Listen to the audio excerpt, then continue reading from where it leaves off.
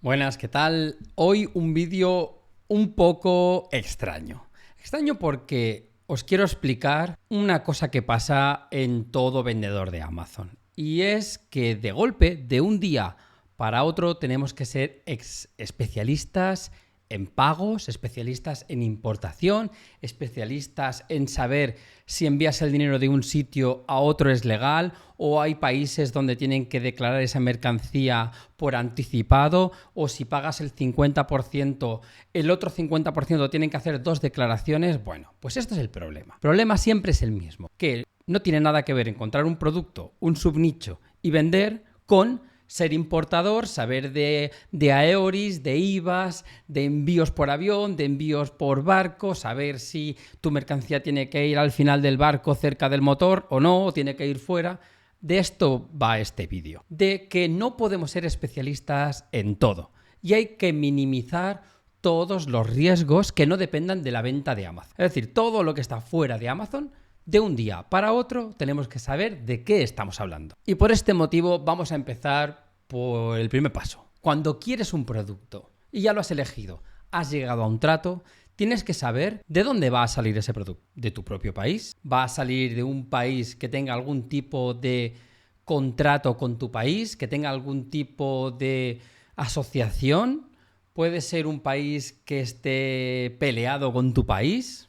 Porque eso pasa también.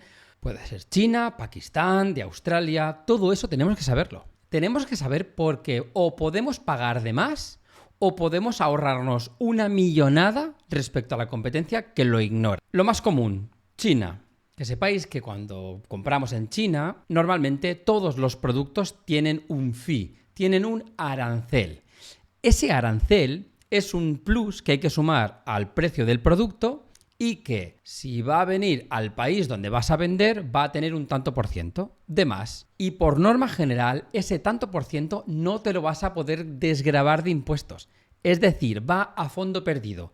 Imaginaos un agujero gigante donde ponéis un poco de fuego, cogéis los dólares y los vais quemando. Es lo más parecido a eso, pero es un impuesto. Luego tendréis que hacer el paso de aduana y el pago del IVA. Hay países donde ese arancel, o dependiendo del producto, no existe. Y es así. Es decir, hay países como Pakistán y países como la India que si compras textil, hay un convenio con Europa, que existe una cosa que se llama tax number, que te lo tienen que entregar en la factura original, lo añaden y cuando pasa aduanas, registran ese número y no pagas aranceles. Por eso os explico que de un día para otro tenemos que saber todo esto que os estoy diciendo. Y os preguntaréis, eso es imposible. Claro que es imposible. No podemos saber de todo. Todo esto que os acabo de comentar es porque yo me lo he comido en estos 22 años como importador. Al final aprendes, sabes de Vietnam, sabes de un sitio, sabes del otro.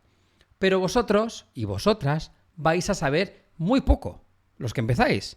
Y los que lleváis un tiempo quizá tenéis curiosidad cómo lo hemos hecho los que llevamos muchos años. Cuando estás acostumbrado a un país, te crees que todo es igual que eso, que te crees que todo va a funcionar igual y no es así, ni mucho menos. Por ejemplo, imaginad en mi caso que yo vendo en Europa y en Estados Unidos. Si por casualidad tú te imaginas que quieres comprar un producto en China y enviar a Estados Unidos, ese producto debe de salir, el dinero para pagar ese producto debe salir desde el país donde vaya a ser importado. ¿Y por qué? Bueno, pues hay países que miran mucho todo el lavado de dinero. Entonces tenéis que ir con mucho cuidado porque podéis incumplir leyes, podéis tener penalties o multas por no hacer bien las cosas.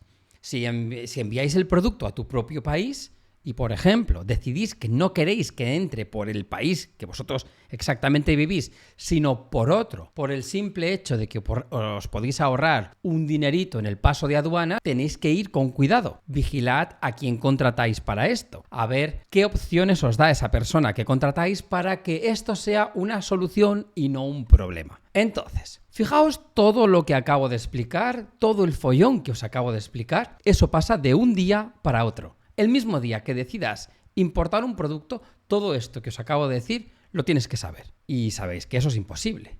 Entonces, ¿Cómo se soluciona? ¿Cómo podéis estar tranquilos y tranquilas de que esto no vaya a pasar? Dos maneras. Una, os formáis. Punto. No hay excusa. No vale esto de me he visto vídeos de YouTube y ya sé vender en Amazon. No, eso no es verdad. No es verdad porque ni yo, que llevo más años que la playa vendiendo, me pasa. Yo cometo errores y además los cometo todos los días. Todos los días. Y dices, ya, pero si yo llevo 2 días y este que está hablando dice que comete tantos errores en 20 y pico de años, 22, para ser exactos, pues yo voy a comer un montón. Claro que te los vas a comer, pero el truco es minimizar el error. Que cueste poco dinero, que cueste poco solucionar, que con una llamada se solucione, con un envío de documentación.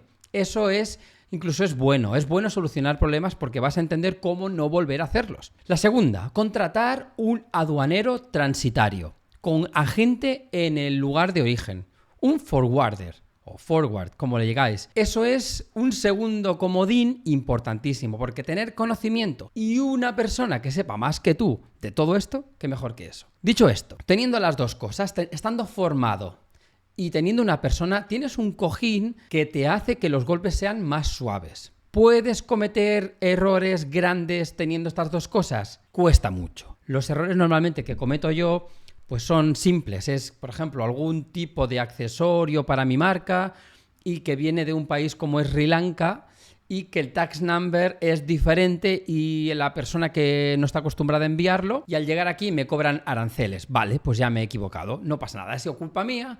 Me toca pagar un poco más la próxima vez que dé por hecho que la persona que va a exportar ese producto lo va a saber. Dicho queda. ¿Qué problemas más tenéis que saber o qué tenéis que ser expertos desde el primer día que decidamos pedir un producto? Pues en hacer transferencias internacionales. Esto es muy común porque hacer una transferencia es bien fácil. Vas al banco, entras, pam, pam, pam y lo haces. Bueno, pues que sepáis que el mundo no es todo el código SWIFT. Hay a veces que tenemos que enviar el dinero en dólares o en euros, incluso en yuans, que ahora está tan de moda, y hay bancos que son de una manera y bancos que son de otra. Por ejemplo, si tienes un banco europeo, es bastante sencillo ir a tu aplicación y enviar el dinero.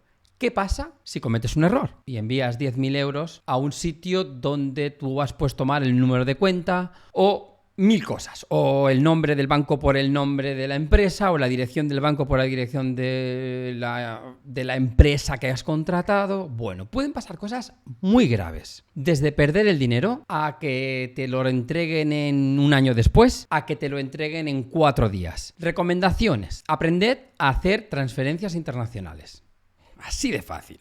Luego, si usáis bancos americanos, tenéis que tener un número de teléfono americano y tarjetas de crédito o débito de ese banco. ¿Por qué? Porque van a utilizar esas dos cosas para verificar que eres tú. Si tienes un teléfono europeo o español, no vas a poder hacerlo y vas a tener un problemón. Si utilizáis neobancos y os equivocáis en los números al enviar el dinero, vais a tener un problemón. Vais a estar pues 6-7 meses sin vuestro dinero, porque al no ser bancos vais a tener un proceso de recuperación del dinero enorme. Y sí, tenéis que aprender a hacer transferencias. Parece una cosa muy simple, pero cuando enviamos 20.000, 30.000 euros a un numerito que lo has puesto mal y te cuesta ese problema, pues quiero deciros que se suda mucho y las cosas pueden ir muy mal. Por eso siempre double check, copy paste, volver a mirar, enviarle pantallazo a vuestro fabricante que verifique que todo está correcto y sobre todo enviad el dinero desde la misma cuenta que hagáis todo, porque a veces utilizamos más de una cuenta y si pagáis una cosa y habéis cobrado desde otra, muchas veces cobráis un servicio y tenéis que hacer una venta cruzada a un país que no es el vuestro. A veces hay incongruencias entre la exportación del fabricante y eso puede también dar un problemón grande, porque él tiene que declarar que ha ido ese dinero a un número de cuenta y en realidad no ha ido ese número. Y esos son problemas. Entonces, fijaos, todo lo que os acabo de decir, incluso a veces hay más cosas. ¿Qué tenemos que saber más? Vale, tenemos que entender que vuestro fabricante os va a embalar el producto y va a ir a través de un avión o a través de un barco y alguien a veces lo hace por tren.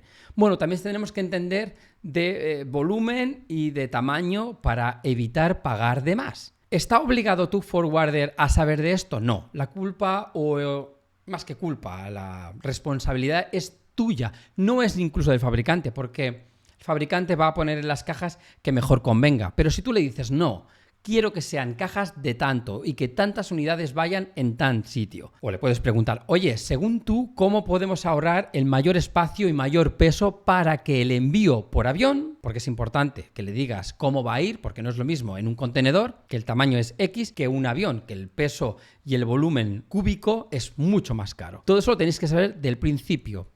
¿Qué va a pasar si no lo hacéis correctamente? Vais a perder miles de euros. Porque si el fabricante le da por poner cajas gigantes y tienes que ocupar más metros cúbicos por avión, se te disparará 40-50% más.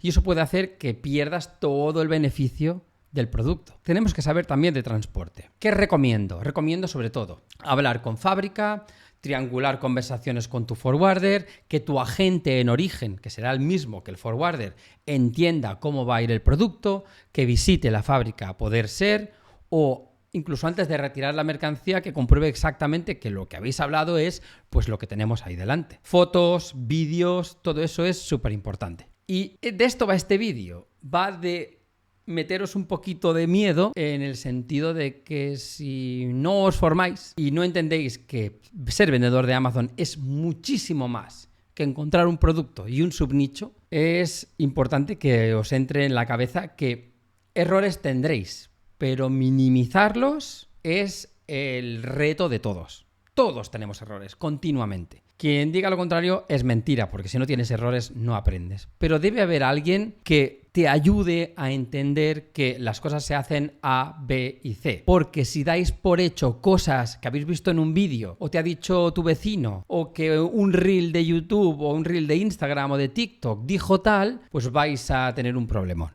Y como hago estos vídeos para echar una mano, este vídeo queda para la posteridad, para que no cometáis errores gordos, ¿vale? Así de simple. Sé que no es muy largo, pero me apetecía hacerlo porque justo hoy he visto una persona que ha cometido un error muy grande. Y lo ha hecho simplemente por ver vídeos de YouTube y dar cosas por hecho. Y esto no puede ser, ¿vale? Sobre todo, formarse, contratar gente en condiciones y a vender.